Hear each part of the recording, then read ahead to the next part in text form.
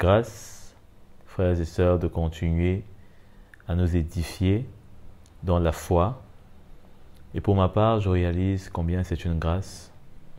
Quand je regarde là où j'étais, quand je regarde même où je suis aujourd'hui, toutes les choses qu'il me manque, qu'il me faille encore laisser le Seigneur faire dans ma vie, mais de pouvoir partager l'Évangile avec le peu de sa lumière qu'il met dans mon cœur, quel honneur.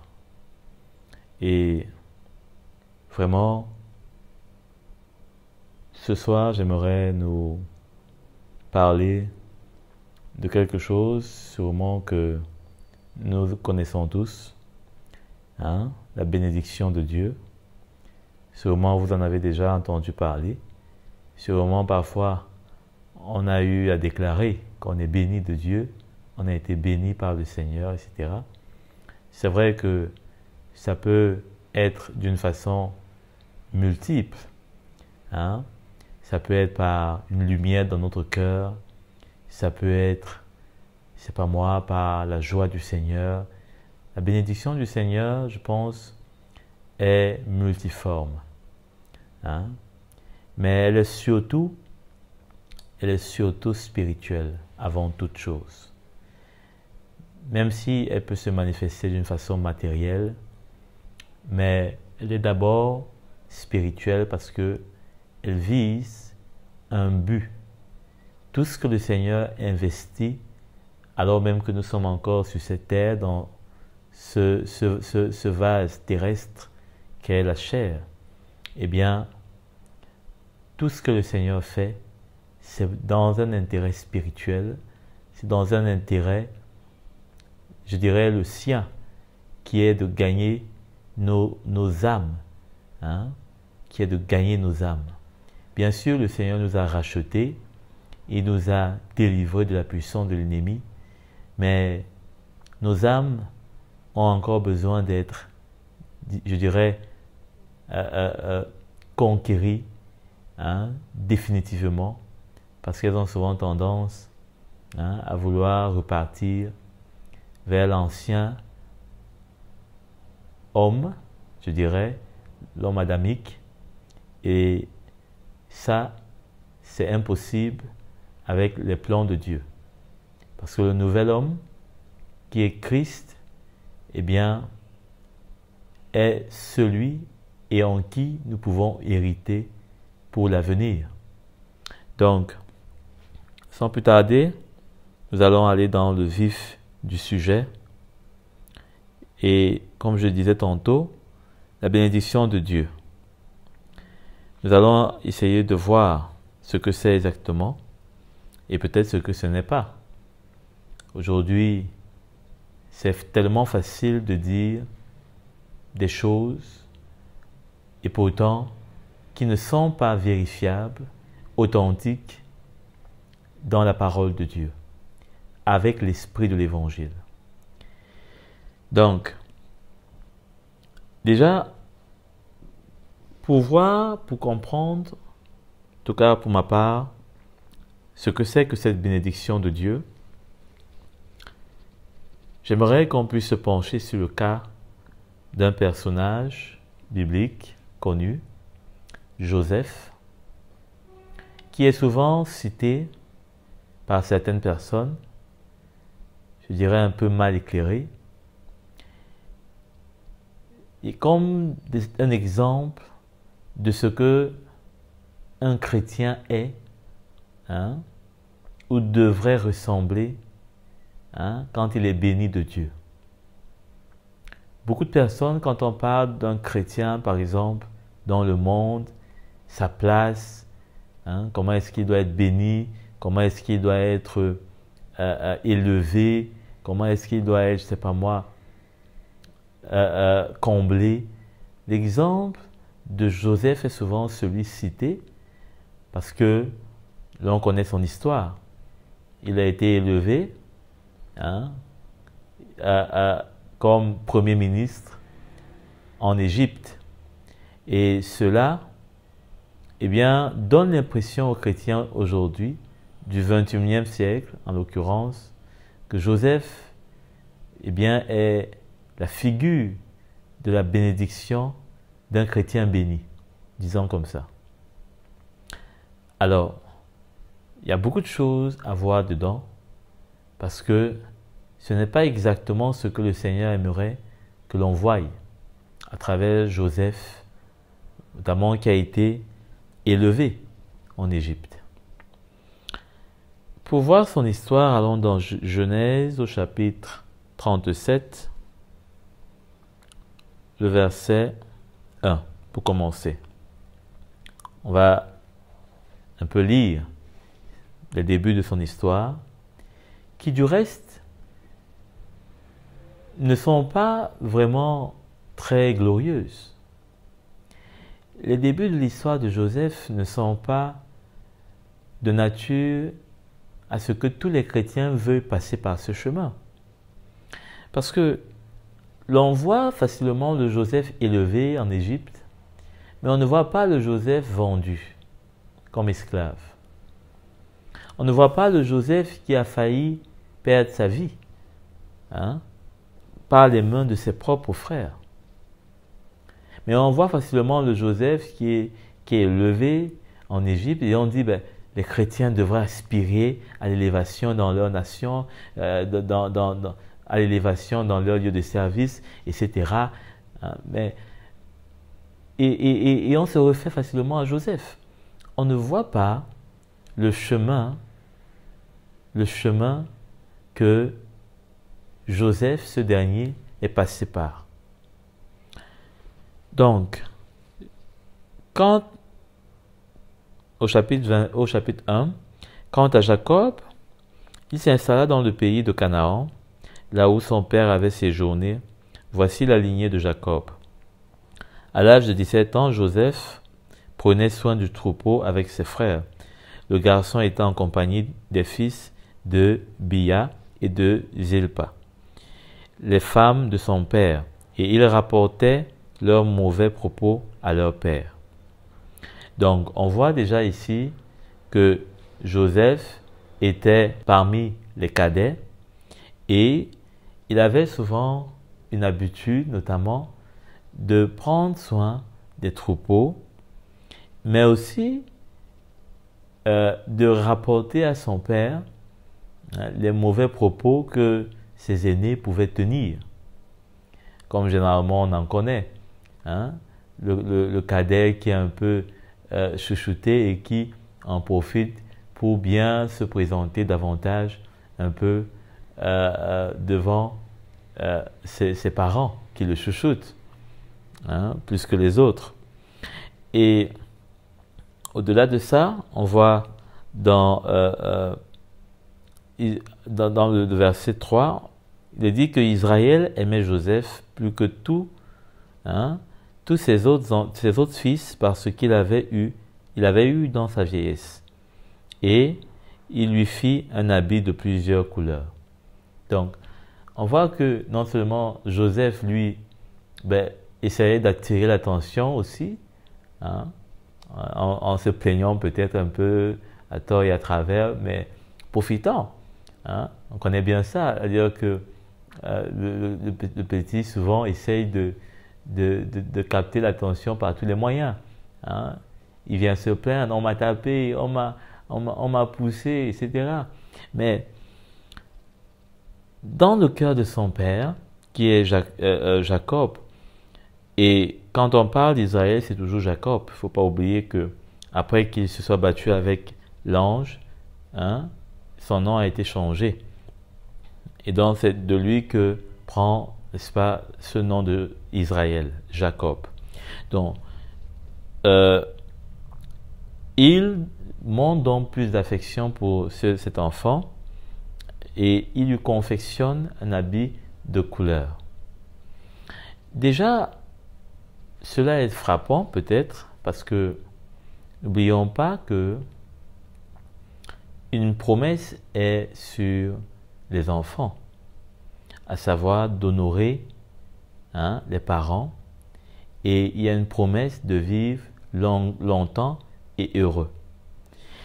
Donc, déjà, je crois qu'il y a une bonne base pour Joseph qui prend soin des troupeaux. Hein. C'est vraiment une tâche un peu plus pénible pour ses aînés. Et par la suite, qui donne, n'est-ce pas, un rapport à son père de l'attitude de ses frères, hein, et qui reçoit de ce père plus d'attention, hein, de l'amour davantage que ses frères. Alors, c'est déjà une bonne base pour la bénédiction. Parce que la bénédiction de Dieu, bien sûr, elle est donnée dans la grâce de Dieu, par la grâce de Dieu, mais elle ne tombe pas du ciel, entre guillemets. Parce que la grâce subsiste par la justice. Hein? Ce que la parole de Dieu nous dit. La grâce de Dieu subsiste par la justice. C'est-à-dire que c'est lorsqu'il y a la justice de Dieu que sa grâce se manifeste. Il ne faut donc pas penser, par exemple, qu'on peut croiser les mains et la grâce de Dieu se manifeste. La grâce de Dieu subsiste par la justice. Alors, la justice ici, comme on l'a dit tantôt, c'est d'obéir à ses parents. Et dans la grâce de Dieu qui va amener la bénédiction de Dieu va se manifester. Israël, donc Jacob, aimait cet enfant déjà parce que une des raisons qui est donnée ici, c'est qu'il l'avait eu dans sa vieillesse. Donc, il voulait lui donner plus d'attention. Hein? C'était comme un fruit de ses derniers jours. Alors, ses frères, verset 4, remarquèrent, n'est-ce pas, que leur père l'aimait plus que tous et se mirent à le détester. Ils étaient incapables de lui parler sans agressivité. Donc, cela a créé de la jalousie. Ils n'ont pas, n'est-ce pas, vu et peut-être connu les raisons de leur père, mais cela a créé une haine de ses aînés envers Joseph. Donc, verset 5, Joseph fit un rêve, ce qui va davantage les agacer, connaissant tous le rêve.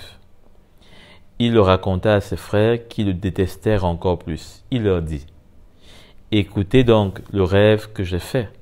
Nous étions en train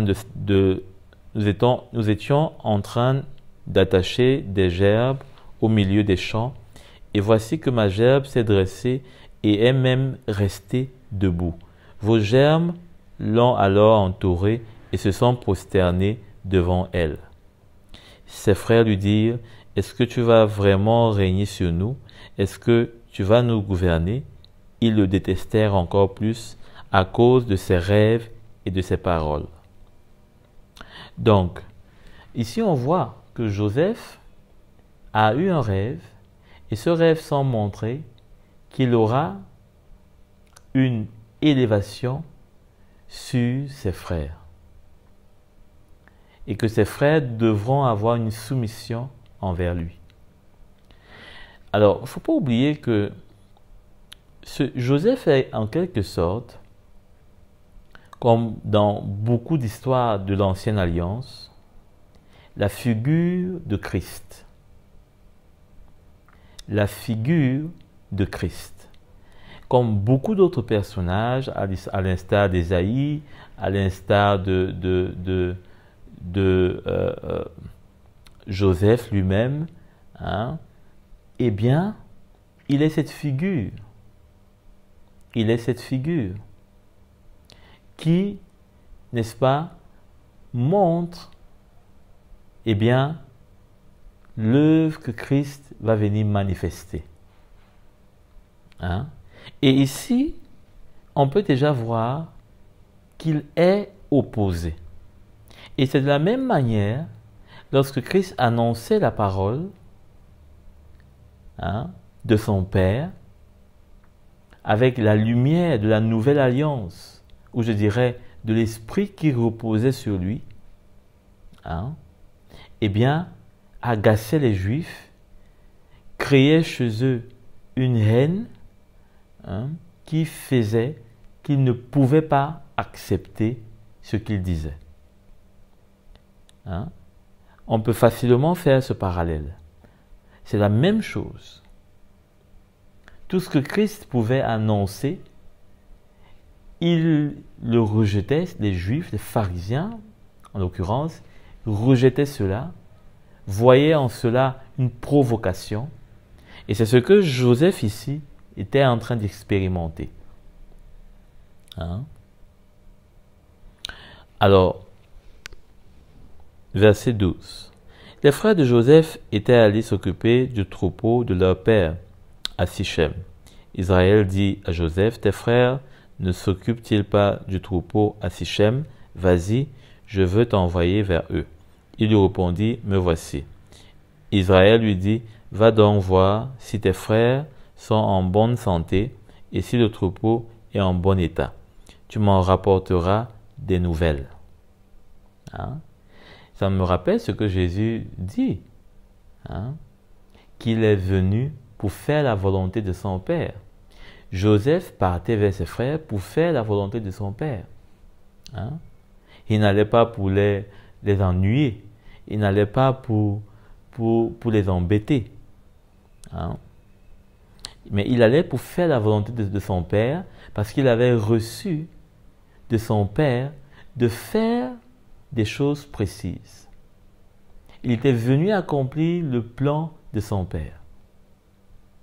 Donc voilà comment Joseph s'en va vers ses frères, comme Jésus est venu vers les hommes, lui-même dans un corps d'homme.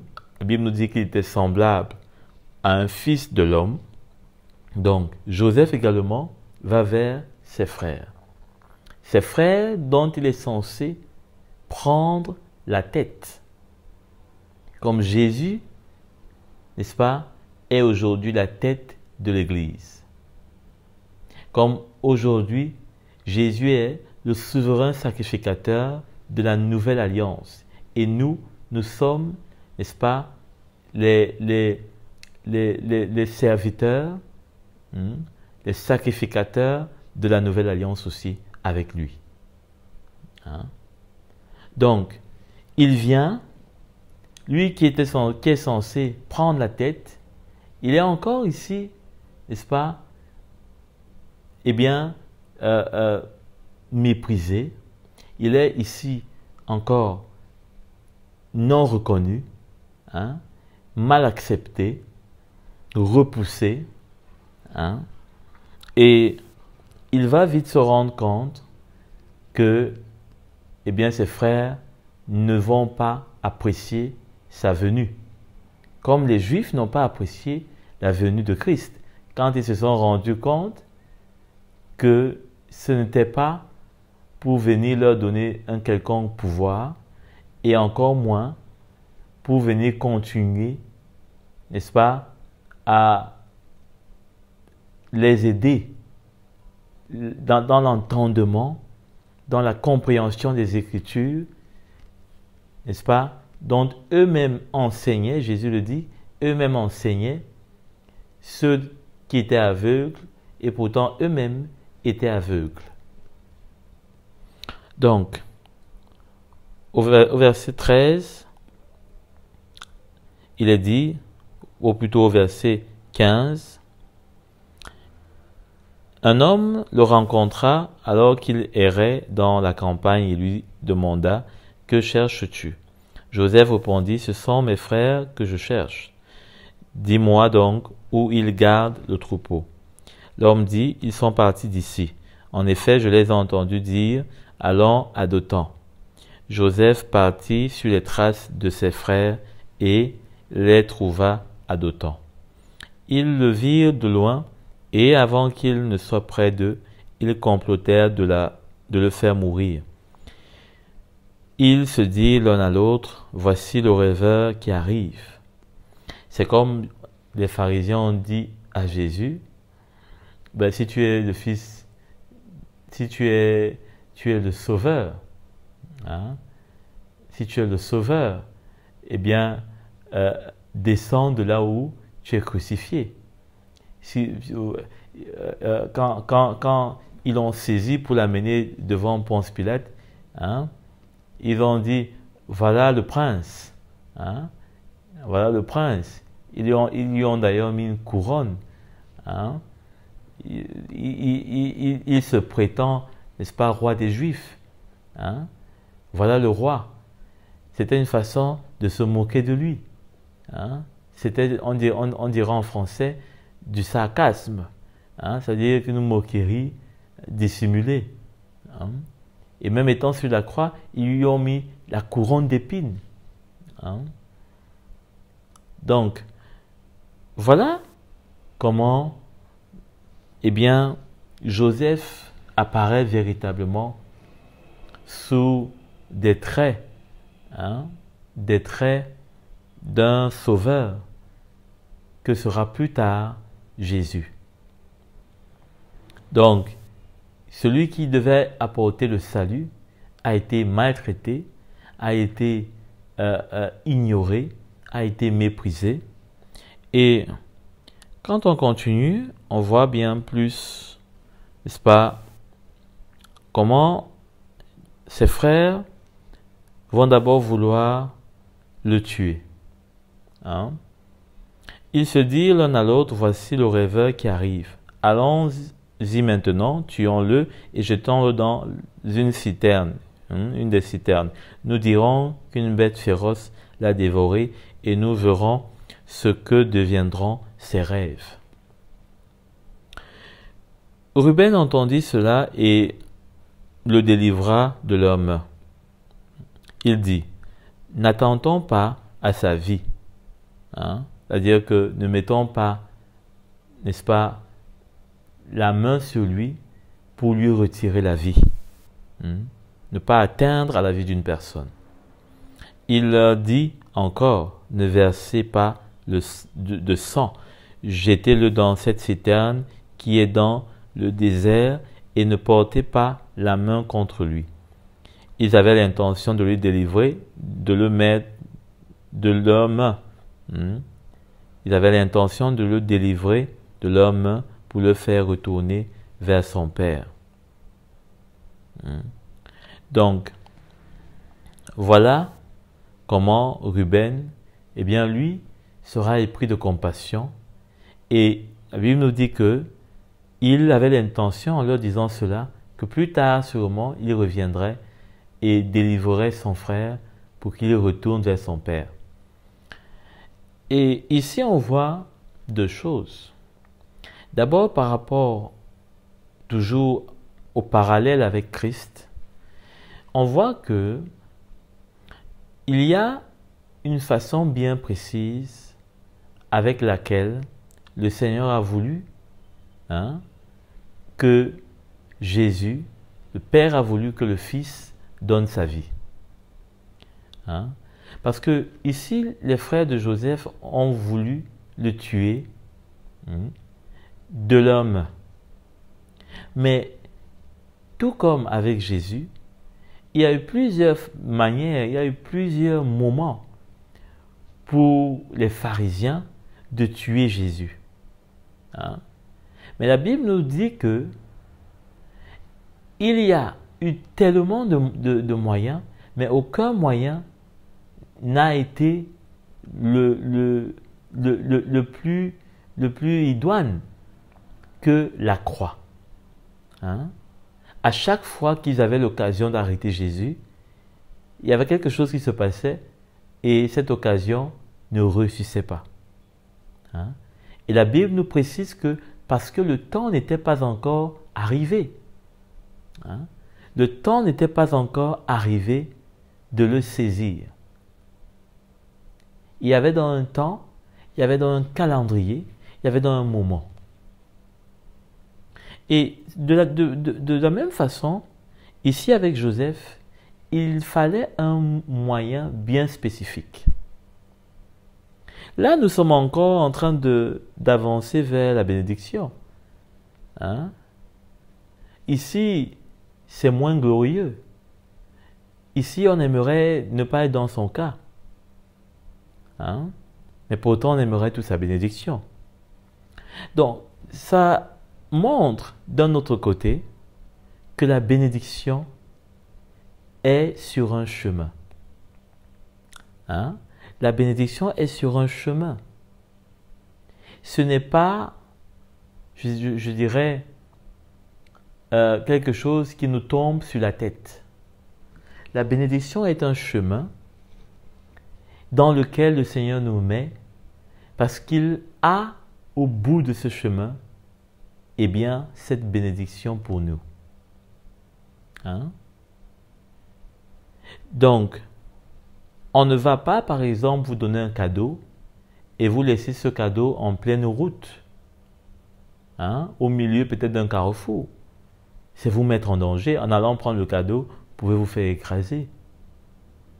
Hein, à part si on a mis certaines conditions pour que votre cadeau soit en sécurité et vous-même. Peut-être que les gens jouent le théâtre, ils font semblant autour de vous. Mais un cadeau, hein, on ne va pas mettre une personne en danger pour lui donner ce cadeau. Hein? On ne va pas jeter ça du toit d'une maison pour lui donner son cadeau. Hein? On va, n'est-ce pas, arranger. Hein? C'est pourquoi généralement on met même dans des cartons, on emballe, hein? On dépose peut-être dans un lieu, etc. Mais on prend soin, hein, que le cadeau arrive normalement dans de bonnes conditions. Sinon, la surprise va se transformer en quelque chose de désagréable. Hein? Rappelons-nous d'ailleurs que dans le livre de Proverbes, il nous est dit que le Seigneur est celui qui, la bénédiction du Seigneur enrichit. Nous allons lire ce passage tout à l'heure.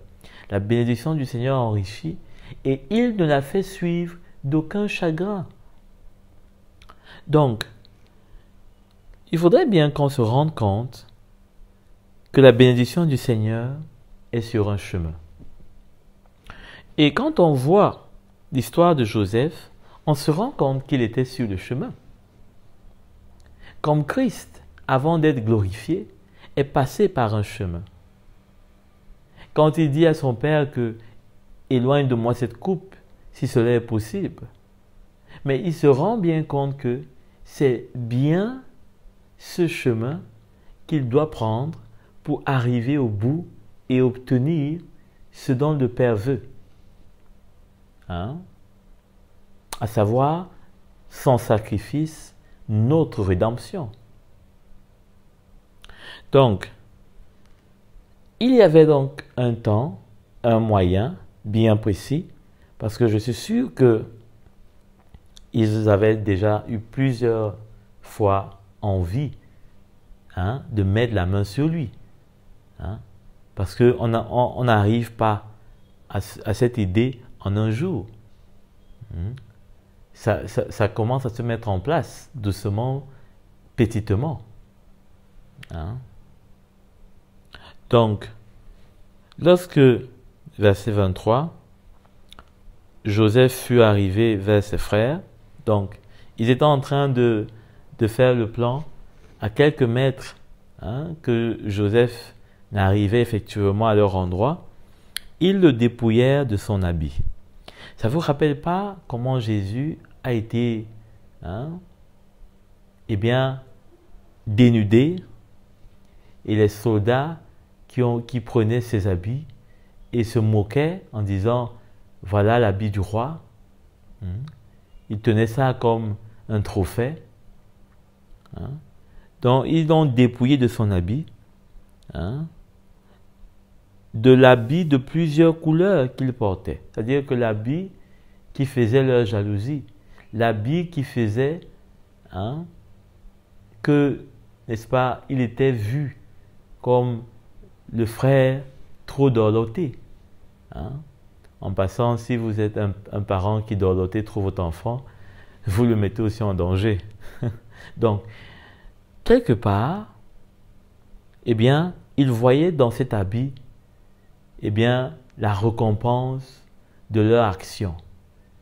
Ils voyaient, n'est-ce pas, qu'ils avaient fini Joseph en lui enlevant ce qui était son précieux.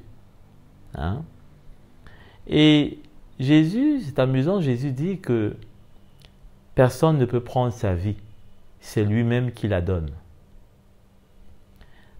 Personne ne pouvait prendre la vie de Jésus, c'est lui-même qui la donne, qui l'a donnée.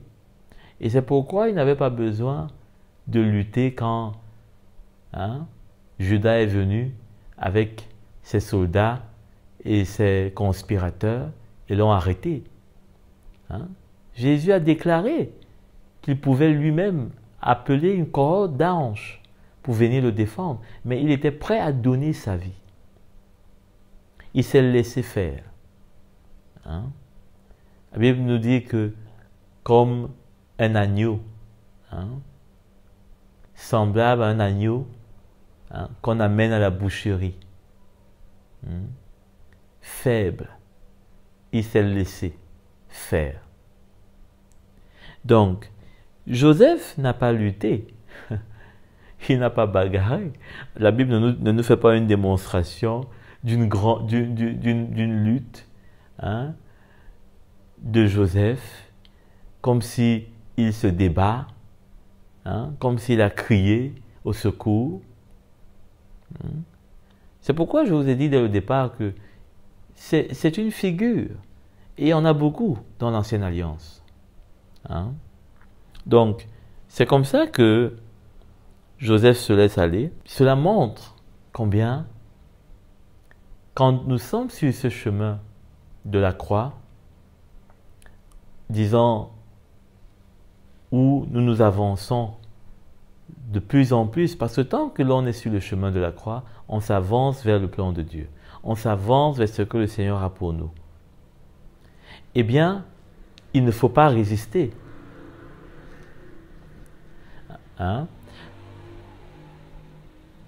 Parce que quand on résiste, eh bien, on résiste à la bénédiction que Dieu a pour nous. On résiste à cela. C'est comme si on refusait cette bénédiction. Et pourtant, on ne connaît même pas ce que cette bénédiction est. Mais on refuse. Parce qu'on résiste. Il faut donc avoir la foi pour pouvoir voir au-delà de ce qui est visible, afin de ne pas être en train de travailler contre notre propre bénédiction. Et parfois, c'est possible que l'on travaille contre notre propre bénédiction. Pourquoi? Peut-être parce que les choses sont difficiles, sont dures. Peut-être parce que les choses ne sont pas aisées. Peut-être on croyait que la bénédiction de Dieu vient sur un tapis rouge. Mais pourtant, elle est bien là. Elle est bien là. Il faut juste que nos yeux soient ouverts et que l'on accepte le chemin. Donc, le verset 24. Ils s'emparèrent de lui et le jetèrent dans la citerne. Celle-ci était vide, il n'y avait pas d'eau. Elle était dans une citerne sèche. Disons comme ça. Ça nous rappelle le bois de la croix. Jésus ne s'est pas noyé, il a été crucifié. Sa chair a été crucifiée. Donc, cette citerne était un peu comme l'autel sur lequel, n'est-ce pas, Joseph devait être crucifié, devrait être eh bien, vendu, hein, donné en échange. Hein, donné en échange. Hein, parce que lorsque Jésus est allé à la croix, eh bien, c'est son sang, hein, qu'il a donné, qui nous a rachetés. Hein. Le Père a reçu le sang de Christ et nous, on a reçu, hein, la rédemption. On a reçu la rédemption. Et c'est ce qu'on va voir avec ses frères. Ses frères ont reçu, hein, un prix pour sa vie quand ils l'ont vendu. Hein. Ils ont reçu un prix pour sa vie. Hein. Et c'est ce prix que Jésus a payé pour nous. Hein. Ce prix que Jésus a payé pour nous. Hein, à la croix. Pour Joseph, c'était dans cette citerne. Hein. Les détails de la Bible ne sont pas souvent en vain. Hein. Il nous est bien précisé qu'elle était vide, il n'y avait pas d'eau. Ils s'assirent ensuite pour manger. Hein. Levant les yeux, ils virent une caravane d'Ismaélites qui venait de Galade. Leurs chameaux étaient chargés d'aromates, de baume et de myrrhe qu'ils transportaient en Égypte. Judas dit alors à ses frères, « Que gagnons-nous, hein, à tuer notre frère et à cacher son sang? Venez, vendons-le aux Ismaélites et ne portons pas la main sur lui, car il est notre frère, il est de notre chair. » Hein? Vous savez que Jésus est venu dans la chair. Hein? Il fallait qu'il donne sa vie, hein, pour que on puisse avoir la rédemption. Dans l'ancienne alliance, on sacrifiait les animaux, mais dans la nouvelle alliance, ce n'était plus possible. Parce qu'il fallait une créature qui était semblable à l'homme pour pouvoir, n'est-ce pas, je dirais, équivaloir le prix qu'il fallait pour la rédemption de l'homme. Et pour cela, il fallait, je dirais, un homme. Et Jésus, ça tombe bien, était homme à 100% et Dieu à 100%. Hein? C'est parce qu'il était l'homme, il était fils de l'homme, qu'il a pu donner sa vie pour les hommes. Hein? Homme, homme, femme, homme, homme, c'est mélangé. C'est parce qu'il était Dieu, hein, qu'il n'a pas péché et qu'il a pu accomplir toute la loi sans péché, qu'il a pu vivre sans péché. Hein, parce que s'il était, n'est-ce pas, simplement homme, il n'aurait pas eu, n'est-ce pas, la capacité de pouvoir donner sa vie sans péché. Hein?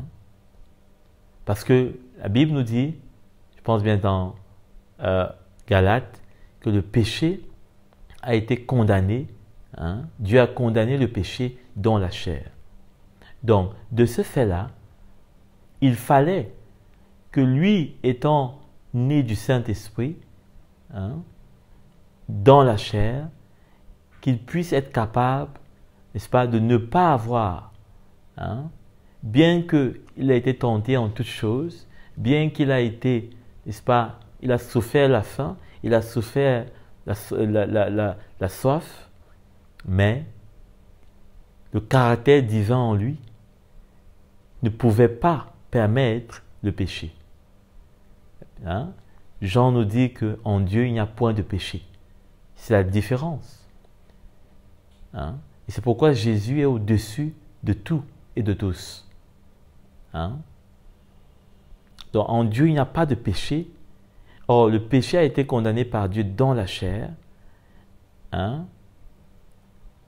Et cela fait que, n'est-ce pas, l'on a en Jésus la perfection, la parfaite illustration de ce que devait être un sacrifice d'expiation. Peut-être qu'on aura l'occasion d'en reparler. Un sacrifice d'expiation des péchés. C'était un des sacrifices qu'il fallait faire dans l'ancienne alliance. Donc, sans plus nous étendre vers ce côté, puisque ce qui nous intéresse, c'est d'arriver à ce que nous tous nous aimons, la bénédiction. On va voir à travers le verset 27, il dit « Venez, vendons-le aux Ismaélites et ne portons pas la main sur lui, car il est notre frère, il est de notre chair. » Ses frères l'écoutèrent. Au passage des marchands madianites, ils tirèrent et firent remonter Joseph de la citerne. Et ils le vendirent pour 20 pièces d'argent aux Ismaélites qui l'amenèrent en Égypte. 20 pièces d'argent, ça rappelle un peu, à peu près, ce que Judas a eu. Je pense que lui, il a eu 30. Donc, on voit ici quand même qu'il y a un désir, de profiter d'une occasion pour mettre Joseph vraiment hors d'état de les nuire. Parce que pour eux, c'était d'effacer Joseph. Il était une nuisance pour eux. Et c'est pareil avec les Juifs qui ont voulu effacer Jésus parce que Jésus nuisait à tout leur trafic, à leur influence sur le peuple juif. Et même dans dans tout le périmètre qui était sous le contrôle des Romains. Ils jouissaient d'une grande influence. Ils avaient une grande considération. Ils étaient considérés. Donc, sauf que, dans tout ceci, ils ne savaient pas qu'ils étaient toujours dans les plans de Dieu. Qu'ils étaient en train d'accomplir même le plan de Dieu. Et c'est extraordinaire de voir que Dieu les faisait miséricorde avant même qu'ils ne se repentent. Parce que tout ce qui s'est passé a contribué pour eux encore plus. Extraordinaire. C'est pourquoi, d'une certaine façon, quand Jean dit que Moïse est venu avec la loi, mais Christ est venu avec la grâce et la vérité, on voit vraiment cette grâce qui se manifeste pour les frères de Joseph. Pour les frères de Joseph. Mais également la vérité, parce qu'ils se sont rependus et ils ont reconnu leur faute. Donc, on voit à présent au verset 26, Judas dit à ses frères, donc plutôt au verset 29, lorsque Ruben revint à la cité, lorsque Ruben revint à la citerne, il constata que Joseph n'y était plus. Il déchira ses vêtements, retourna vers ses frères et dit, il n'est plus là. Et moi, où puis-je aller? Ils prirent alors l'habit de Joseph, tuèrent un bouc et plongèrent l'habit dans son sang. Ils envoyèrent l'habit de plusieurs couleurs à leur père avec ce message. Voici ce que nous avons trouvé. Reconnais donc si c'est l'habit de ton fils ou non. Donc maintenant, si c'est l'habit de ton fils ou non, c'est à toi de faire ton deuil. Hein? Il voulait que, eh bien, Jacob puisse faire son deuil. Hein? Il voulait effacer toute trace ou bien tout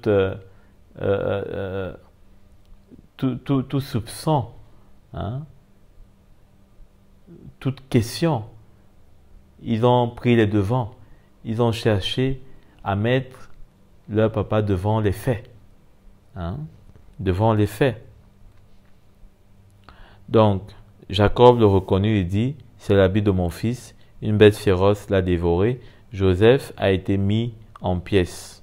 Jacob déchira ses vêtements et mit un sac sur sa taille et mena longtemps le deuil de son fils. Hein? Tous ses fils et toutes ses filles revinrent pour le consoler, mais il refusa d'être consolé.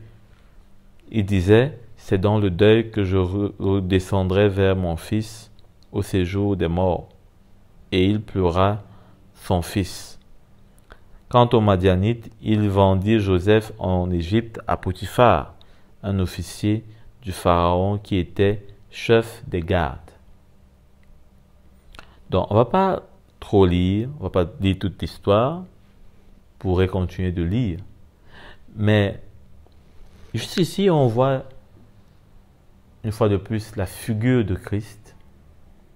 Et on voit le chemin par lequel Joseph est passé. La bénédiction, une fois de plus, c'est un chemin sur lequel on se trouve et vers lequel on s'avance, dans lequel on s'avance pour prendre ce que le Seigneur a pour nous. Et c'est un chemin qui est étroit. Comme on le voit ici, ce n'est pas un chemin qui est large. Joseph a reçu le rêve, la vision, mais ce n'est pas le même jour que cette vision s'est accomplie. Ce n'est pas le même jour que Joseph est devenu élevé et ses frères se sont soumis. Il a fallu un chemin, pas d'un jour, pas d'un mois, pas d'une année. Il a fallu du temps. Et c'est ce chemin qui est souvent le plus difficile. Parce que sur ce chemin, on va tellement retrouver des choses qui ne ressemblent pas à ce qu'on a comme foi. Hein? On va tellement voir des forteresses qui vont nous amener à perdre même la foi. Hein? Parce qu'en ce moment, on peut bien se demander, mais comment était Joseph? Avait-il perdu tout espoir? Mais la parole de Dieu ne nous donne pas ces détails. Eh bien, on peut en conclure que Joseph n'avait pas perdu de vue. Hein? En tout cas, il n'avait pas douté. Il n'avait pas commencé à douter. Peut-être qu'il avait un peu oublié le rêve, c'est possible. Parfois, l'épreuve est tellement chaude que on peut oublier certaines choses. On peut perdre un peu le bon sens. Mais la foi reste à l'intérieur. On peut se tromper, on peut faillir, mais tant qu'on garde les pieds, tant qu'on ne se rebelle pas, tant qu'on ne commence pas à douter même de Dieu, de sa fidélité, eh bien, le Seigneur va nous donner la force d'avancer. Et ici, on voit comment Joseph a été vendu en Égypte Et c'est ainsi qu'il arrive dans la maison de Potiphar. Et dans la suite, comme on la connaît, on voit qu'il a fait, eh bien, face encore à d'autres choses. Il a été tenté par la femme de Potiphar. Hein? Il a fait face à des choses, peut-être même qui ne sont pas relatées, hein? Pas tous les faits, mais c'est sûr que, étant dans une terre étrangère, étant même sûrement dans une posture de faiblesse, esclave, il n'avait pas de considération, il n'était rien, hein? Peut-être même comme il était israélite, eh bien, c'était sûrement encore même plus difficile pour lui, dans un pays païen, étranger. Mais on connaît comment Joseph a fait face dans la soumission à son maître. Parce que, voyez, la bénédiction, eh bien, avant qu'elle ne se présente à nous proprement dite, le Seigneur veille à ce que l'on soit et que l'on demeure, n'est-ce pas, sur le chemin étroit. Parce que ce chemin va permettre une œuvre en nous. Hein? Et c'est sur cet élément que j'aimerais attirer notre attention, puisque le premier déjà, vous l'avez sûrement remarqué, j'ai parlé d'un chemin. Le deuxième parle d'une œuvre.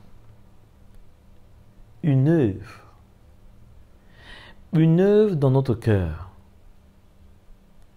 Parfois, une épreuve peut révéler notre cœur, alors même que nous sommes sur le chemin de la bénédiction. Mais une épreuve vient révéler notre cœur et on n'arrive pas à faire face. Or, le Seigneur, lui, n'est pas simplement intéressé par la bénédiction. Il est intéressé par tout le parcours, du début à la fin. Hein? Il veut que l'on soit en train de déguster l'entrée, de déguster le plat de résistance et le dessert qui est en quelque sorte le finish de la bénédiction. Parce que en réalité, la bénédiction n'est pas au bout. La bénédiction est tout le chemin. La bénédiction est tout le parcours. La bénédiction, c'est tout ce qui a constitué jusqu'au moment final. Hein? Parce que sans ce qui a constitué jusqu'au moment final, sans tout le chemin, sans tous les obstacles, il n'y aurait pas eu de bénédiction. Hein? À ce propos, j'aimerais qu'on fasse une différence entre la bénédiction de Dieu et la bénédiction, ou alors je pourrais plutôt dire, de récolter, n'est-ce pas, comme tout homme, ce que on sème. Qu'est-ce que je veux dire par là? Une personne qui a une entreprise, s'il travaille bien, s'il fait tout ce qu'il doit faire correctement et bien, il est possible qu'il ait de bons résultats et même qu'il prospère, même si c'est un méchant. Ça, c'est une loi que Dieu a voulu ainsi. Celui qui travaille doit moissonner. Hein? Et celui qui ne travaille pas ne doit pas moissonner. Mais la Bible nous fait une différence en parlant de la bénédiction de Dieu. Nous allons en arriver bientôt. Continuons tout d'abord avec cette histoire de Joseph. Nous étions sur le point de l'œuvre. L'œuvre qui sera produite sur le chemin, eh bien, est un enrichissement. L'enrichissement parle de ce qui sort au milieu même, au milieu de, disons, de la richesse. Il y a un enrichissement. C'est-à-dire, je ne sais pas exactement comment l'exprimer, mais je pourrais dire que l'enrichissement, c'est ce qui va, disons, parfaire la richesse que l'on peut avoir. Je vais vous prendre un exemple simple. Une personne qui a de grands moyens et qui n'arrive pas peut-être à faire don, à partager. Comme l'apôtre Paul dit à Timothée de rappeler aux riches de ce siècle qu'ils doivent être généreux. Quelqu'un qui n'arrive pas à cela, il n'est pas enrichi. Il s'appauvrit. L'enrichissement va au-delà de la richesse. En ceci que il y a une œuvre qui est dans le cœur. Et c'est cela qui est en fait l'enrichissement. La richesse peut être quelque chose qui va s'évanouir, qui peut finir, mais l'enrichissement est non seulement ce qui va rendre parfaite la richesse, en ce sens que il n'y aura pas de défaut à constater dans l'homme qui est riche, par exemple, et qui est généreux. Puisque sa générosité, eh bien, fera de lui un homme qui est aimé, qui est apprécié. Mais un homme qui est avare, qui n'est pas large, eh bien, malgré qu'il est riche, bien sûr qu'on me dira qu'il y a toujours des personnes pour voyer, il y a toujours des personnes pour se plaindre, pour vouloir plus. Mais, avec la sagesse de Dieu, celui même qui a des moyens aura la sagesse de Dieu pour identifier, juger, voir l'importance d'où il peut manifester de bonnes œuvres, etc., etc. Et cela sans que il n'ait une mauvaise conscience, ou alors que Dieu ne puisse, n'est-ce pas, eh bien, avoir un jugement sur lui. Même si il peut avoir des hommes qui se plaignent à côté, ça ne manque pas, mais est-ce que tout d'abord il y a une bonne conscience et est-ce qu'il y a un témoignage de la part du Seigneur par son esprit qui nous donne sa paix et sa joie, parce qu'il y a plus de joie à donner qu'à recevoir. Donc, l'enrichissement est l'œuvre qui sera dans le cœur. L'enrichissement, je dirais, c'est la richesse véritable qui sera dans le cœur. Et cet enrichissement, premièrement, va faire grandir notre foi. la bénédiction de Dieu nous fait grandir dans la foi.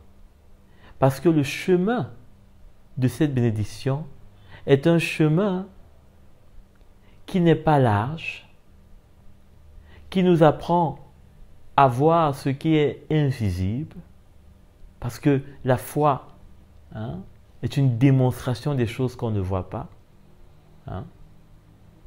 Elle nous amène à endurer, comme l'apôtre Jacques le dit, à endurer des épreuves, parce qu'on voit dans la foi et on accepte ces épreuves, et à pouvoir laisser l'œuvre s'accomplir. Je vous encourage à lire le premier chapitre de Jacques. Comment il parle des épreuves qui permettent, il dit, que l'œuvre. On peut lire d'ailleurs. Pourquoi pas ouvrir dans Jacques chapitre 1 pour voir comment est-ce qu'il parle de cela. Il dit au verset 2, chapitre 1, verset 2, « Mes frères et sœurs, considérez comme un sujet de joie complète les diverses épreuves auxquelles vous pouvez être exposés, sachant que la mise à l'épreuve de votre foi produit la persévérance. »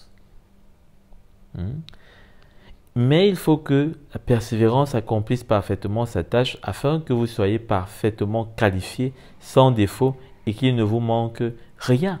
Rien, c'est-à-dire de quoi? Rien en termes des fruits de l'esprit. Il ne parle pas de rien dans le sens charnel ou naturel des choses. Il peut arriver que vous dormez de famine, mais que vous ne manquez de rien dans votre cœur. Sa paix, sa joie, son assurance, sa présence, son espérance. Que vous soyez comme les Macédoniens qui, même dans leur pauvreté extrême, ont eu de quoi donner, participer à l'œuvre du Seigneur. Donc, voilà comment est-ce que ce chemin va permettre qu'il y ait en nous un enrichissement. Et c'est cela, ces fruits qu'on va porter, cette persévérance qui va naître pour continuer avec le Seigneur année après année. Vous savez, les années passent, mais l'homme se fatigue. Surtout que ça fait depuis 2000 ans qu'on entend dire le Seigneur va revenir. Mais comment est-ce qu'on va pouvoir continuer comme ça s'il n'y a pas de persévérance? Et comment cette persévérance va se faire s'il n'y a pas d'épreuves qui apportent, qui font croître la foi? Vous savez, il ne suffit pas de dire que Jésus revient, alléluia, on attend, on jeûne, on prie. Non, tout ceci, on peut faire cela d'une manière même charnelle. On peut faire tout ceci d'une manière même religieuse.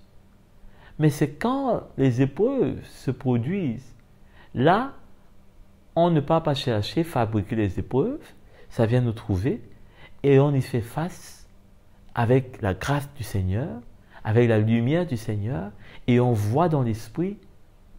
C'est là que la persévérance, disons, c'est comme l'essence, la persévérance est produite comme l'essence, par le moteur,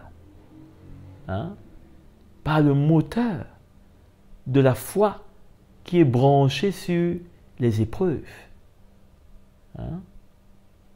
L'image est un peu tirée, c'est ce qui est dans mon cœur. Il n'y a pas de persévérance qui est comme ça. Je suis persévérant, je persévère. Généralement, les chrétiens disent qu'ils persévèrent dans telle église, je persévère dans telle communauté. Oui, il y a une persévérance dans la famille de Dieu, avec la famille de Dieu. Quand la Bible nous dit qu'il ne faut pas abandonner notre assemblée, c'est-à-dire que la communion des frères. Mais il y a cette persévérance qui doit être dans notre cœur. Quand on passe par des situations, on se sent attaqué, même dans notre propre chair, hein, par des choses qui ne veulent pas nous laisser, hein, peut-être depuis des années. Il y a une persévérance qui doit être là. Hein. On peut se retrouver chaque dimanche, mais ce n'est pas le fait de se retrouver chaque dimanche qui fait qu'il y a une persévérance dans mon cœur. Hein. Ou ce n'est pas la persévérance de mon frère qui fasse qu'il y ait une persévérance aussi dans mon cœur. Hein. C'est une œuvre.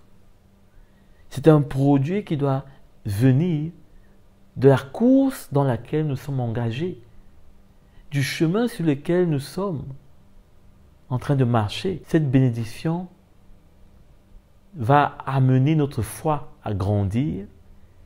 Et je pense que quand la foi grandit, il y a un fruit, l'un des premiers. Quand on lit dans Galates 5, hein, on voit que l'un des fruits premiers, c'est l'amour. Hein?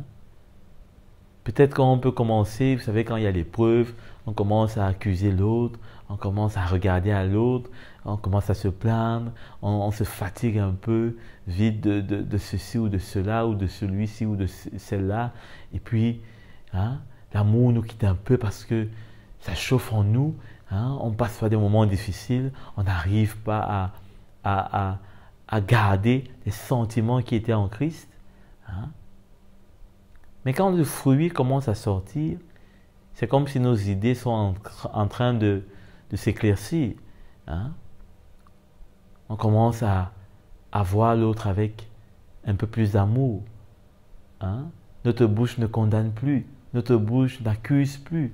On commence à retrouver la bonne température. C'est un peu comme si on avait eu la fièvre à 42 degrés.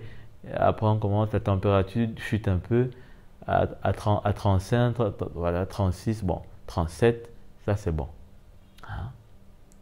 Donc, l'amour, hein? L'amour. À quoi c'est une bénédiction de Dieu s'il n'y a pas d'amour, hein? Qui est dans notre cœur? Comment est-ce que cette bénédiction serait de Dieu, puisque Dieu est amour? Donc, la bénédiction qui nous est donnée de Dieu, elle nous est donnée dans son amour, et donc, elle doit trouver ou faire une place aussi dans notre cœur pour l'amour. Hein? C'est pourquoi, généralement, je suis surpris d'entendre, par exemple, on dit des chanteurs du gospel, un peu amusant, chanteurs du gospel, mais dans leurs chansons, on a l'impression que quand ils chantent, ils disent par exemple, quand je n'avais rien, on ne me connaissait pas, maintenant on me connaît, vous allez me chercher. Hein? Ou bien alors, j'étais ceci, j'étais pauvre, hein? On m'a rejeté, maintenant celui qui m'a rejeté va me chercher. Il y a un style de gospel aujourd'hui, d'artistes musiciens, gospel soi-disant. Je ne sais pas moi de quel gospel ils parlent parce que ce n'est pas le gospel de la parole de Dieu. Hein? Ils chantent avec un esprit de revanchard, un esprit de rendre, je ne sais pas moi quoi, je ne sais pas moi. Hein? Au lieu de considérer le chemin par lequel ils sont passés, l'Évangile ne nous apprend pas à mépriser le chemin difficile par lequel on est passé. Oh, c'est ce qui est chanté aujourd'hui. Hein? J'étais dans la boue, maintenant le Seigneur m'a élevé. Ceux qui m'ont insulté, ils auront la honte. Mais ça, c'est quel évangile? Et les gens sont derrière, ils chantent ça en chœur et ça leur fait du bien. Mais quelle misère! Parce que si tu es passé par un chemin difficile et que tu n'as pas l'œuvre du Seigneur pour voir combien c'était une richesse, un enrichissement pour ta vie et pour la vie des autres, parce que tu n'es plus le même, tu n'es plus pareil, tu changes de jour en jour. Ce n'est pas facile, mais par sa grâce, tu es arrivé au bout. Hein? Et qu'au bout, tu commences à dire, « Ah, j'étais dans la boue, maintenant le Seigneur m'a élevé, je suis un roi. Ah, ceux qui m'ont méprisé, aujourd'hui ils ont honte, ils vont pleurer, et tout ce que, je ne sais même pas comment on dit cela, ils ont un don pour trouver les paroles, pour chanter ça d'une façon que c'est terrible. Hein? À quoi donc a servi cette épreuve? Cette épreuve n'a servi de rien. Hein? Et c'est dommage. C'est dommage. C'est comme une femme qui passe par les douleurs de l'enfantement et au finish, l'enfant est mort-né. Ça n'a servi de rien. Hein? En quelque sorte, entre guillemets. Donc, il faudrait bien comprendre que le chemin étroit n'est pas à mépriser. Hein? Il est à considérer. Hein? Il est à considérer.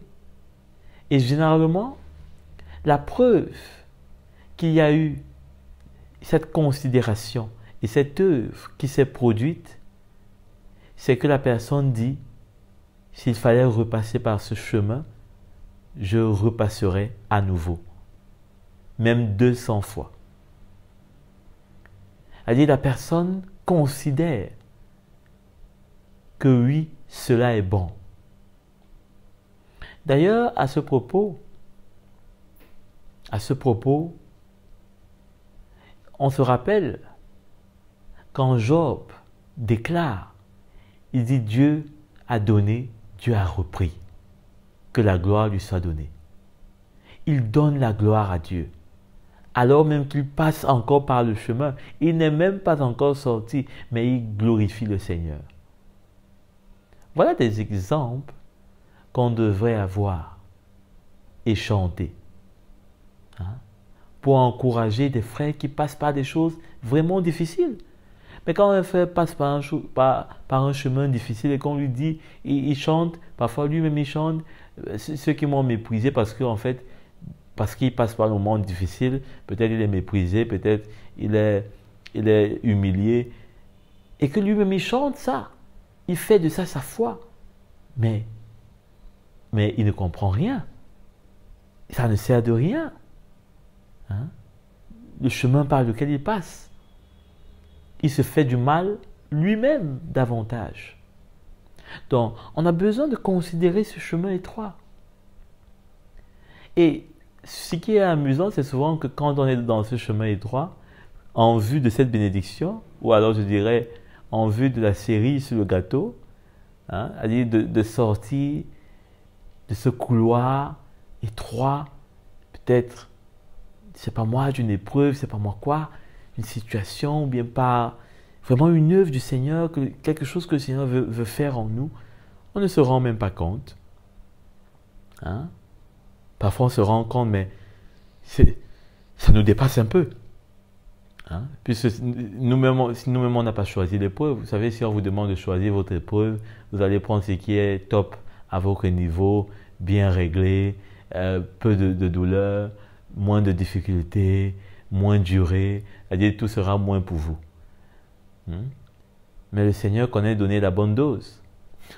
Il connaît donner la dose bébé, la dose adulte, la dose adolescent dans la foi, etc. Il connaît. Hein? En fonction de ce qu'il a pour chacun de nous, il connaît. Hein? Ce qui est sûr, on a la promesse, l'assurance qu'il ne va pas nous éprouver au-delà de nos forces. Hein? Donc, voilà pour l'enrichissement. Un autre point qui est bien à observer, c'est que la bénédiction de Dieu, ou alors avant d'arriver à ce point, on va lire un peu. On va lire un peu dans Philippiens. Philippiens, le chapitre 4, verset 17. Ce n'est pas que je recherche les dons, mais je désire qu'un fruit abondant soit porté sur votre compte. Hein? Donc, de quoi est-ce que l'apôtre Paul parle ici? L'apôtre Paul, eh bien, leur écrit pour leur témoigner non seulement toute sa reconnaissance, pour leur soutien, pour leur foi qui fait des progrès, il les encourage, mais il dit que concernant notamment leurs efforts, leur soutien, leurs moyens qu'ils mettent à disposition, non seulement pour lui-même personnellement, l'apôtre Paul, mais pour toute l'Église, eh bien, il dit que ce n'est pas qu'il recherche, hein?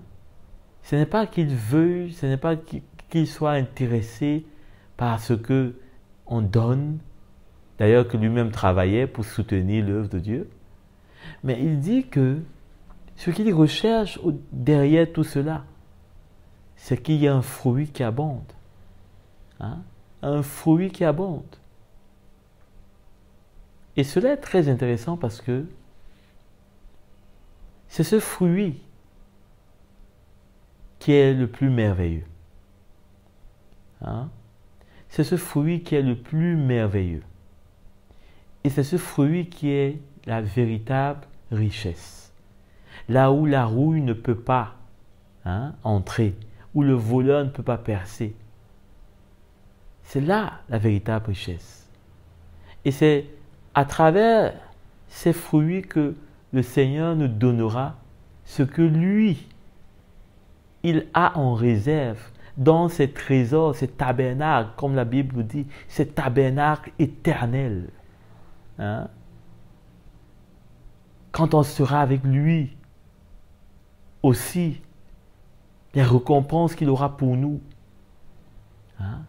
Les richesses même qu'il a pour nous en réserve, quand celles qui sont terrestres, quand celles qui sont éphémères, peut-être viendront à nous manquer, quand on va passer peut-être par notre propre désert, on n'aura rien peut-être.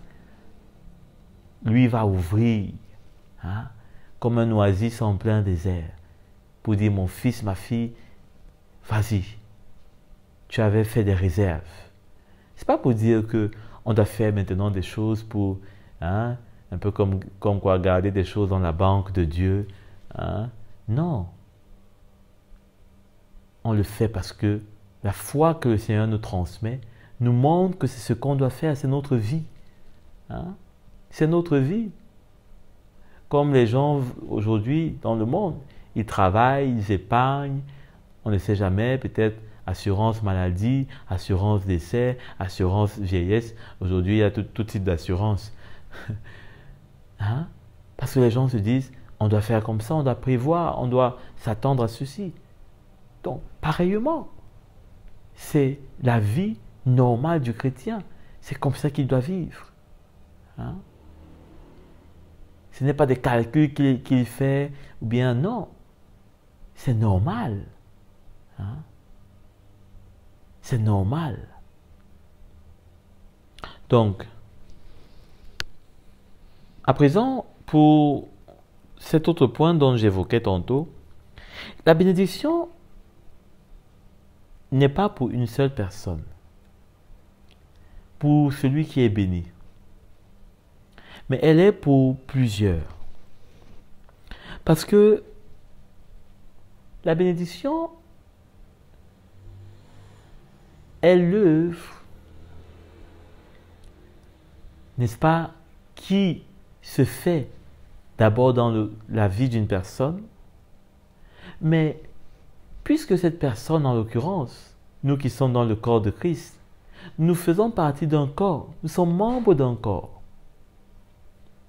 Et à cet effet, je ne sais pas si lorsque nous avons un travail, la chaussure va dire que c'est moi qui vais profiter de ce travail. Hein? Prenons un exemple. Vous êtes peut-être embauché dans une banque.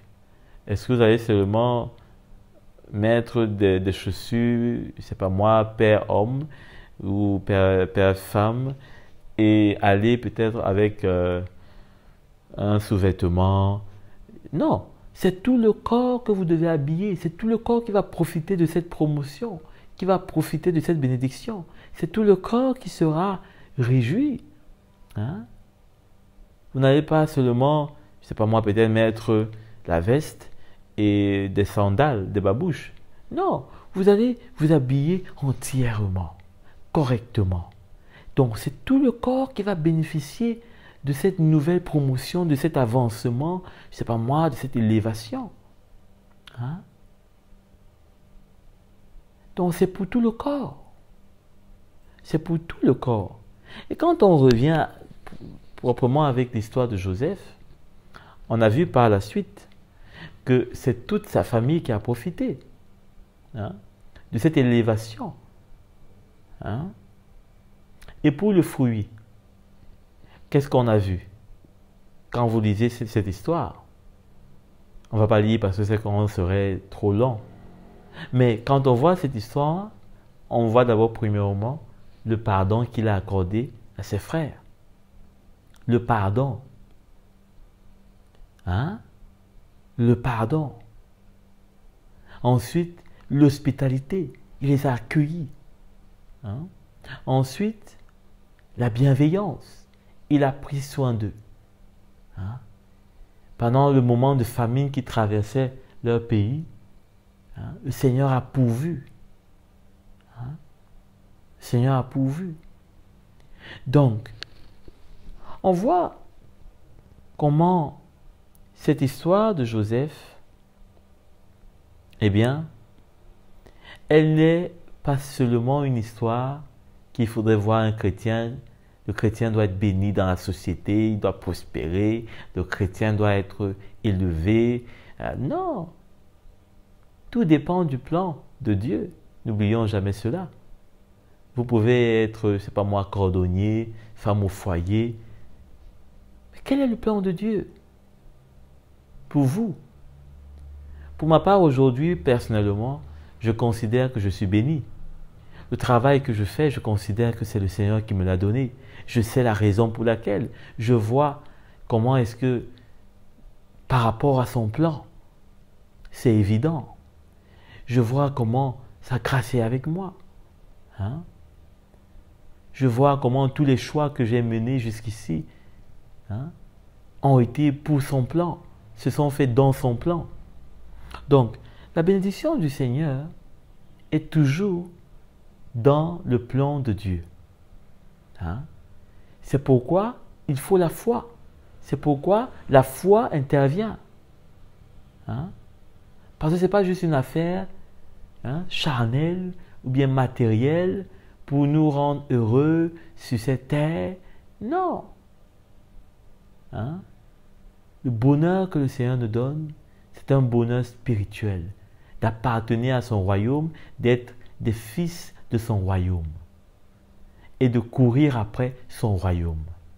Hein? Celui qui n'est pas dans cela, il est possible qu'il soit malheureux. Hein? Il est possible qu'il ait de grandes richesses, mais qu'il ne soit pas heureux. Qu'il ne soit pas heureux. Hein? Qu'il ne soit pas béni de la bénédiction de Dieu. Hein? Parce que la bénédiction de Dieu, bien-aimé, s'il y a bien une chose que la bénédiction de Dieu fait, c'est qu'elle vous donne, n'est-ce pas, la sérénité. La sérénité, une assurance. Puisque c'est lui qui vous bénit, c'est lui qui fait la bénédiction. Hein? Vous êtes dans son plan. C'est comme une assurance. Vous ne craignez rien, vous n'avez peur de rien. Hein? Vous avancez avec assurance. Parce qu'il est là. C'est lui qui, vous êtes dans sa barque. C'est lui qui tient, hein, le plan de vos vies. Hein? La bénédiction de Dieu vous donne de voir, hein, vous donne de voir et de comprendre les plans de Dieu pour vous, hein, pour ceux qui sont avec vous. La bénédiction de Dieu ouvre vos yeux pour voir, hein, ce pourquoi le Seigneur vous a créé. Votre existence donne du sens à votre donne du sens à votre existence. Il y a beaucoup de personnes qui sont dans le monde, ils ne comprennent pas, ils ne savent pas, ils ne connaissent même pas le sens de leur vie. Hein? Ils savent simplement il faut se lever, il faut faire ceci, il faut faire cela. Ils n'ont pas un sens dans leur vie. Hein? Il faut prier, il faut faire ceci, mais ils n'ont pas un sens. C'est-à-dire qu'ils n'ont pas une révélation de Dieu dans leur vie, hein, avec laquelle ils marchent, avec laquelle elles marchent, ces personnes, hein, et avoir une paix dans leur cœur, hein, et une œuvre dans leur vie qui leur donne une joie. Hein? Parce que c'est l'œuvre de Dieu qui nous donne la joie dans notre cœur. Quand on voit comment il nous change, quand on voit comment il œuvre. Hein? Parfois, là où on est rebelle, il œuvre. Et on finit par s'adoucir. Et on finit par avancer à sa manière. Hein? Donc, la bénédiction de Dieu n'est pas pour une personne. Seulement, Dieu m'a béni. Hein? Dieu m'a béni. Vous savez, quand le Seigneur vous bénit, il est intéressant de se demander à combien de personnes cela profite. Ça ne veut pas dire qu'il faut commencer à organiser les séances de partage de bénédiction. C'est pas moi, tu appelles tel frère, mon frère, je t'ai déposé de l'argent dans ton compte, mon frère, je t'ai envoyé une paire de chaussures. Non. La bénédiction de Dieu ne consiste pas à dilapider ce qu'on a, à donner aux uns et aux autres. Non. Pas forcément, non. Pas de cette manière. Mais la bénédiction de Dieu, on verra que elle est premièrement pour nous, mais elle n'est pas seulement pour nous. Hein? Elle est premièrement pour nous puisque nous sommes passés par une épreuve. C'est nous qui sommes passés par une épreuve. Ce n'est pas ses frères qui ont été élevés, c'est lui qui a été élevé. Hein? Ce n'est pas nous qui avons été glorifiés avant Jésus, c'est Jésus qui a d'abord été glorifié. Nous, on attend encore d'ailleurs. Hein? Donc, mais elle est pour plusieurs. Hein? Elle est pour plusieurs. Parce que le Seigneur désire qu'il y ait un fruit. Hein? Et le fruit, vous voyez, quand un arbre a beaucoup de fruits, ce n'est pas lui qui mange les fruits, c'est d'autres qui mangent ces fruits. Hein? Parce que quand on est béni, hein, au-delà de ce qui peut être matériel, eh bien, il y aura cette bénédiction qui est dans nos cœurs. Et dont les gens pourront profiter. Peut-être un frère d'une aide, peut-être un autre d'une idée, d'un soutien, etc. Hein? Parfois même, il y a des dons qui se manifestent. Hein? Il y a des capacités qui se manifestent. Hein? Le don de libéralité, par exemple. Hein? Le don, je ne sais pas moi quoi, hein, d'hospitalité. Hein? Mais ça commence d'abord dans le cœur.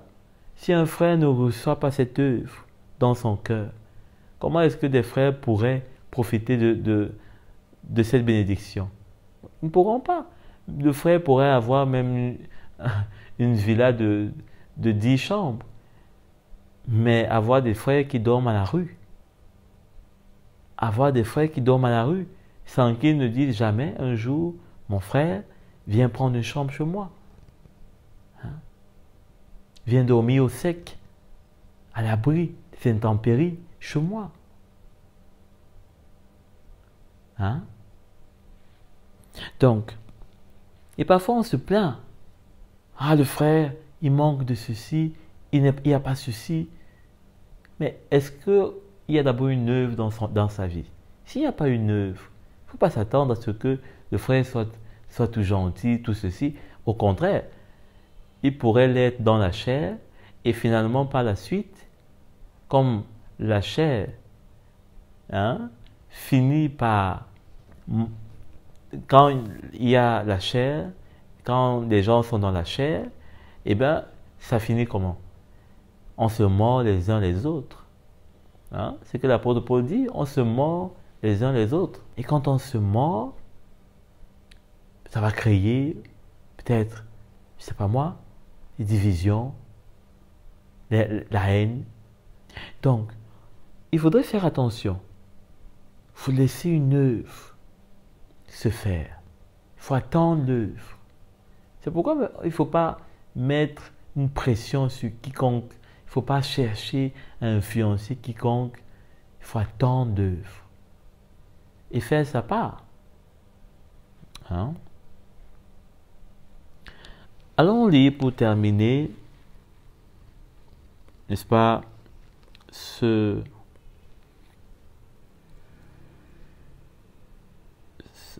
allons lire dans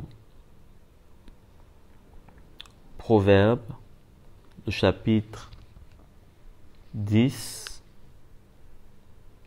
le verset 22. Il est écrit: c'est la bénédiction de l'Éternel qui enrichit, et il ne la fait suivre d'aucun chagrin. Qu'est-ce que cela veut dire? Est-ce que le Seigneur peut nous bénir et par exemple après on a un décès? Est-ce que le Seigneur peut nous bénir et par exemple après on a un problème? Le chagrin ici dont la parole de Dieu nous parle, c'est pas du tout dans le sens où on n'aura peut-être pas à se plaindre ou il n'y aura rien de négatif qui pourrait survenir. Parce que le fait qu'on soit béni aujourd'hui n'empêche pas qu'il y ait des épreuves demain. Le chagrin ici veut parler, disons, d'un regret. Le Seigneur ne nous bénit pas avec regret ou à moitié. Quand il nous bénit, il nous bénit. Il ne nous bénit pas à moitié. Quand le Seigneur décide de bénir, eh bien il le bénit parfaitement et entièrement. Il ne bénit pas comme s'il nous donnait des gouttes, peut-être pour voir si on est digne de sa bénédiction. Il peut nous mettre à l'épreuve. Mais il n'est pas question pour le Seigneur de faire comme si peut-être il nous bénit avant de voir si on est prêt peut-être à recevoir une plus grosse bénédiction. Non.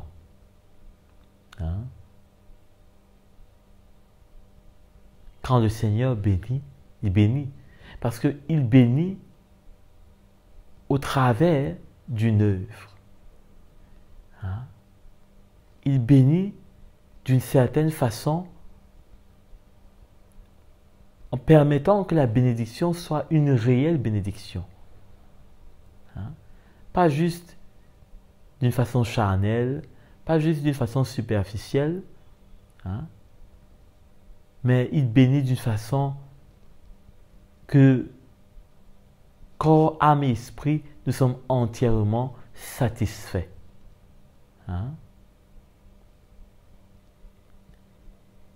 Même si nous sommes bénis aujourd'hui et que demain, peut-être nous avons une persécution.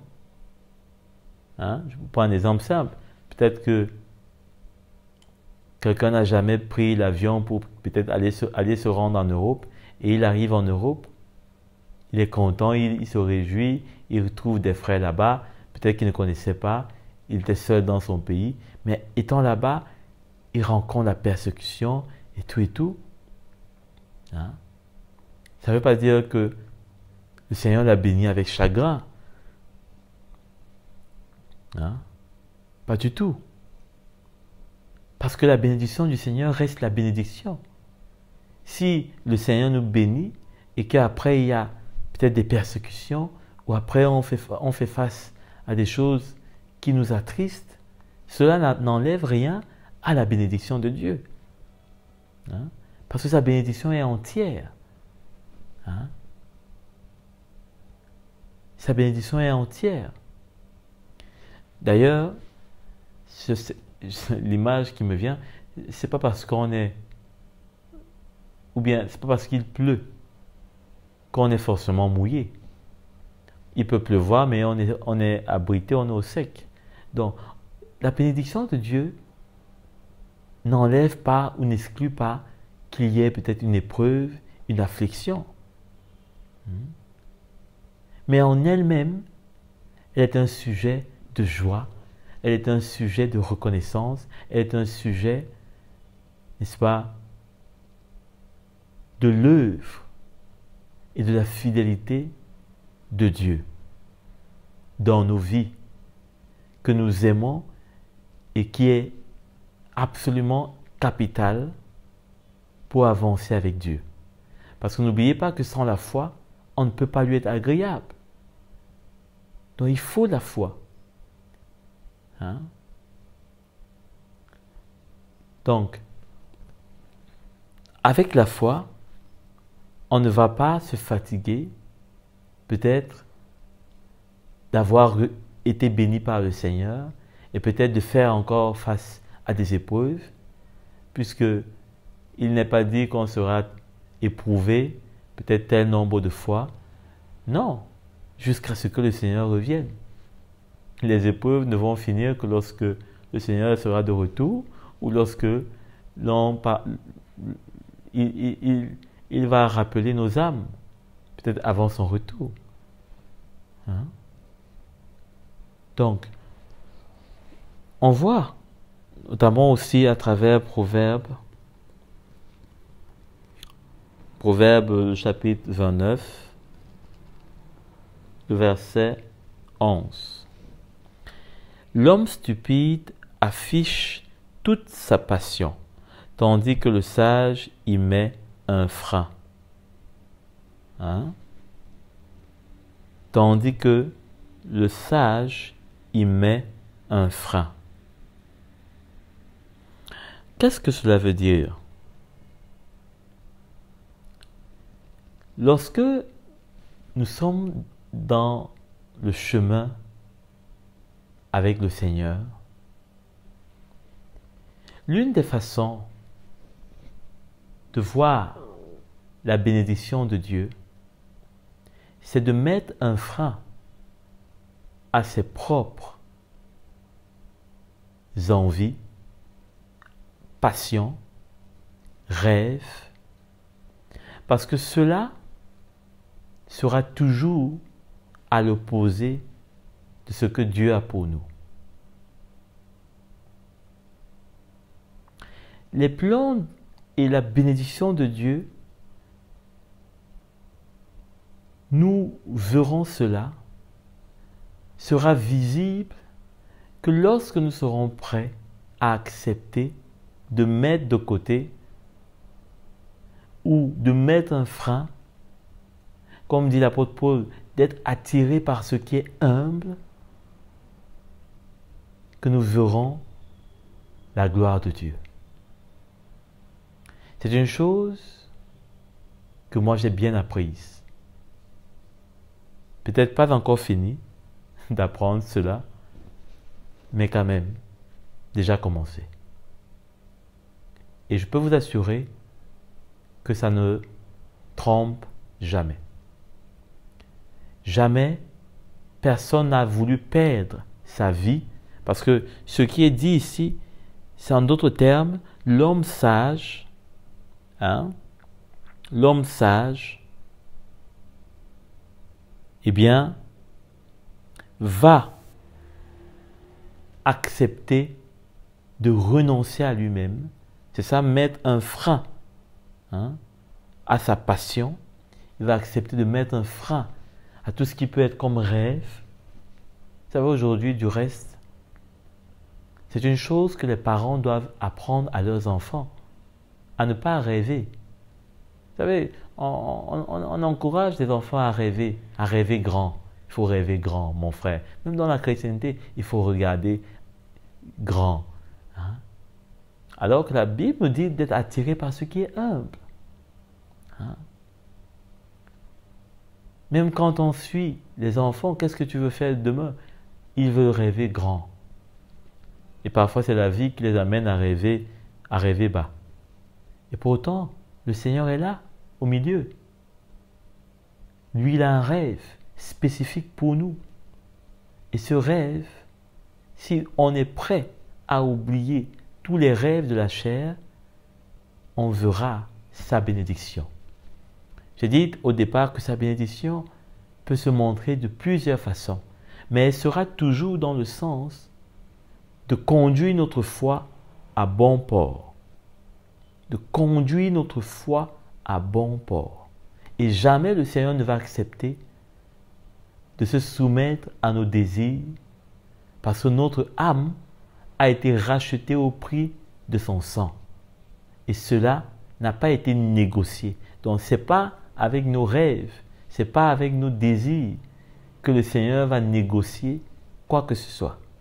Parce que la vie de son Fils n'a pas été négociée. Il a donné son Fils. Donc pour nos âmes, le Seigneur ne va pas nous faire des cadeaux, ne va pas compromettre, ne va pas essayer de faire 50-50 avec nos rêves et nos envies, pour nous donner sa bénédiction, pour nous montrer son plan. Il faudrait dire que le plan de Dieu est vraiment une bénédiction pour nos vies. Tout ce que le Seigneur a pour nous dans son plan est ce qui constitue sa bénédiction. Dans l'Église, la bénédiction de Dieu repose principalement sur les onctions qu'il a mis, n'est-ce pas, autour des ministères. Premièrement, les 5 ministères et ensuite les anciens et ceux qui servent notamment aussi comme diacres. Ce sont les personnes qui sont des bénédictions dans l'Église.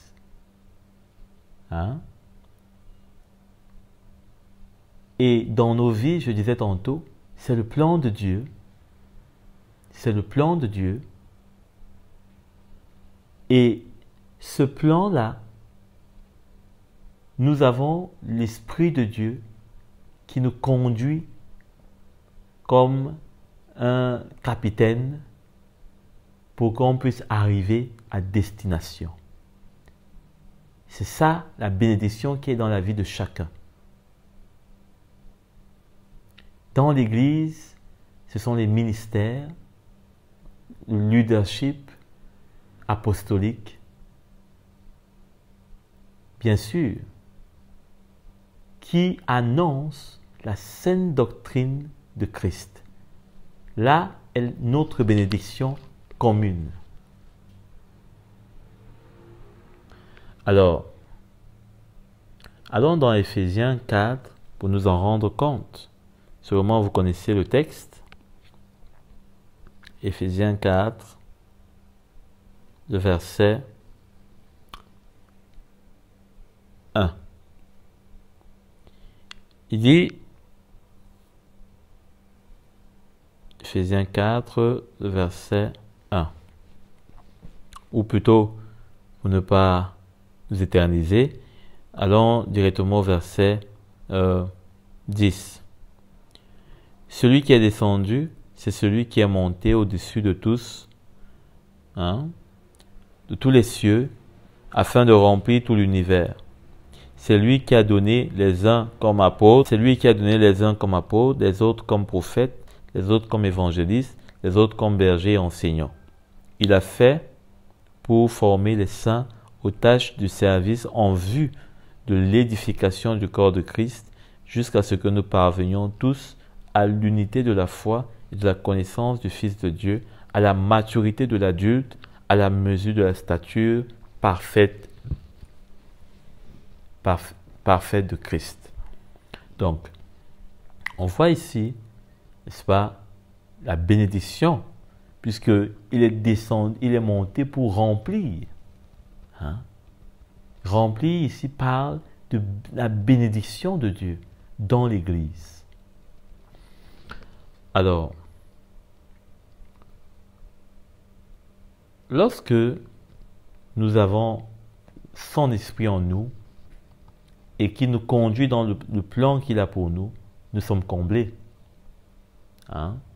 Nous sommes comblés parce que nous savons que le Seigneur a des plans de bonheur pour nous et non de malheur.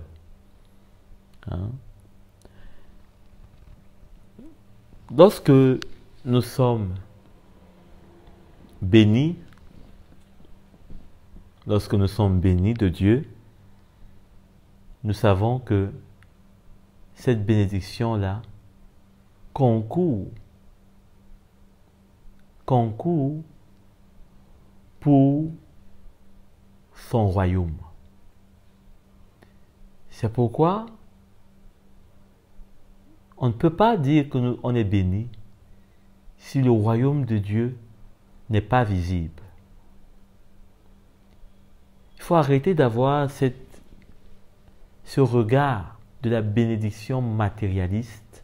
Je dis bien matérialiste, c'est-à-dire seulement charnelle et humaine, seulement égoïste. Mais il faut avoir cette bénédiction, il faut voir cette bénédiction qui est pour le royaume de Dieu. Qui participe au royaume de Dieu. Parce que c'est pour cela que nous aurons des récompenses. On n'aura pas de récompense si notre bénédiction ne participe pas pour le royaume de Dieu. Puis ça ne sera même pas normal. Si notre bénédiction ne participe pas pour le royaume de Dieu, pour quelle récompense voulons-nous dans le royaume de Dieu? Alors, je vais terminer vraiment ici en disant que nous avons déjà entendu parler de Jéhovah Jireh. Jéhovah Jireh, c'est le Dieu qui pourvoit. Le Dieu qui pourvoit. Alors, dans l'Ancienne Alliance, en l'occurrence, les hommes et les femmes qui faisaient dans l'agriculture connaissaient bien, n'est-ce pas, ce nom, le Dieu qui pourvoit. Et Israël, dans tout son ensemble, a adopté ce nom parce qu'ils ont toujours vu la manifestation du Dieu qui pourvoit.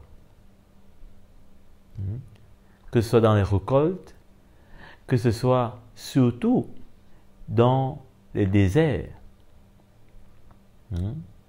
les 40 années de désert, la manne, que ce soit même pour le pays de Canaan, pays de la promesse, le pays de la bénédiction, de la terre promise, où coule le lait et le miel, eh bien, ils ont toujours vu, eh bien, le Dieu qui pourvoit, Jéhovah Jireh. Et c'est cette fidélité que nous avons aussi comme assurance. Hein? Que nous avons aussi comme assurance. Parce que notre Dieu n'a pas changé. Notre Dieu est le même, hier, aujourd'hui et éternellement. On n'a donc pas à s'inquiéter de la bénédiction de Dieu. Ce dont on doit nous s'inquiéter, c'est de nous-mêmes, parce que le Seigneur, lui, il est fidèle pour faire sa part. Hein? L'apôtre Paul nous dit que si même nous on est infidèles, il demeure fidèle. Donc, Jéhovah Jireh, c'est le Dieu qui pourvoit. Et s'il a pourvu pour le peuple juif, le peuple de l'ancienne alliance, ce n'est pas pour le peuple de la nouvelle alliance dont il va manquer à sa promesse. Au contraire, le sang de Jésus fait que la promesse est encore plus certaine pour nous concernant les bénédictions de Dieu. Parce que ce sang était le sang de son fils, ce n'était pas le sang d'un bouc ou d'un agneau quelconque, mais c'était le sang de son fils. Donc, c'est ici qu'on va s'arrêter. J'espère que vous avez été édifiés. Peut-être, quand on parle de la bénédiction de Dieu, on oublie souvent de citer aussi Joseph pour cela. Parce que oui, Joseph a été élevé en Égypte, mais Joseph savait bel et bien que c'était pour le plan de Dieu. Et il le dit d'ailleurs à la fin, qu'il a compris le pourquoi Dieu avait voulu tout ce qui s'est passé. Dieu avait un plan dès le départ. Il voyait la famine et il voulait que son peuple soit à l'abri. Parce qu'il était le Dieu qui pourvoit. Il fallait qu'il puisse pourvoir. Hein? Avec ce verset, on va définitivement clôturer. Je me suis promis en 2022 de ne plus faire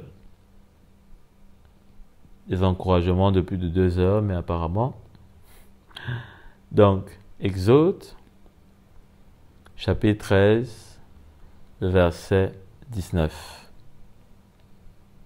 Il est dit, « Et Moïse avait pris avec lui les ossements d'Égypte, les ossements de Joseph, car ce dernier l'avait fait jurer aux fils d'Israël en disant, « Quand Dieu interviendra pour vous, c'est-à-dire quand Dieu vous fera repartir d'Égypte, hein, puisque ils avaient mis du temps et finalement ils sont devenus des esclaves des Égyptiens. Mais Dieu est intervenu avec Moïse. Donc quand Dieu vous fera remonter, hein, interviendra contre vous, vous ferez remonter mes ossements loin d'ici avec vous. » Pourquoi? Joseph savait que l'Égypte n'était pas la terre promise. Il savait que ce n'était que pour un temps. Il savait que c'était pour échapper à la famine qu'ils sont venus, que Dieu a permis qu'ils viennent dans ce pays. Donc, il fallait que le moment venu, que le plan continue et qu'il n'y ait pas de déviation, que la bénédiction ne se transforme pas en malédiction. Hein? Et tellement il savait, il avait compris le plan de Dieu qui avait agi dans sa vie, au travers de lui, il a demandé à ce que ses ossements ne restent pas dans le pays d'Égypte. Ça montre à quel point Joseph comprenait que son élévation était pour un plan, la bénédiction de Dieu était pour un plan, et que c'est ça qui devait toujours rester, la constante, le plan de Dieu. Il ne faut jamais oublier le plan de Dieu. Il ne faut jamais rester avec la bénédiction. Mais il faut le plan de Dieu. Parce qu'avec le plan de Dieu, il y aura toujours les bénédictions. Mais si on reste avec une bénédiction, on peut quitter facilement le plan de Dieu. Et là, c'est les problèmes. Et c'est pourquoi par la suite, le peuple juif a eu des problèmes. Puisqu'ils se sont tellement habitués au pain égyptien, au miel, que même quand Moïse les a délivrés de l'esclavage, pourtant dont ils souffraient, ils se sont retrouvés devant la mer Rouge, ils ont commencé à se plaindre, et à dire que mieux valait rester en Égypte. Donc, finalement, c'est la bénédiction qui est devenue pour eux plus importante que le plan de Dieu. Or, ce doit être le contraire, puisqu'on doit toujours demeurer avec la foi qui nous permet de voir le plan de Dieu. Donc, que le Seigneur nous aide à rester avec lui, son plan, et de ne pas chercher à rester avec ses bénédictions, mais avec lui. Parce que lui, il a des bénédictions toujours, à toujours. Mais la bénédiction de Dieu ne veut pas dire que Dieu est là, si on n'est pas avec son plan. C'est ainsi que parfois, on peut voir des personnes qui commencent bien avec Dieu, mais ne finissent pas bien avec lui. Et si on n'est pas vigilant, cela va nous tromper parce qu'on sera tellement habitué à ce que Dieu aurait fait ou avait fait, qu'on ne verra plus ce que Dieu veut faire et ce que Dieu peut faire. Et là, c'est un danger. La bénédiction devient comme un piège, comme une trappe. Donc, que le Seigneur nous aide et je vous retrouve très prochainement.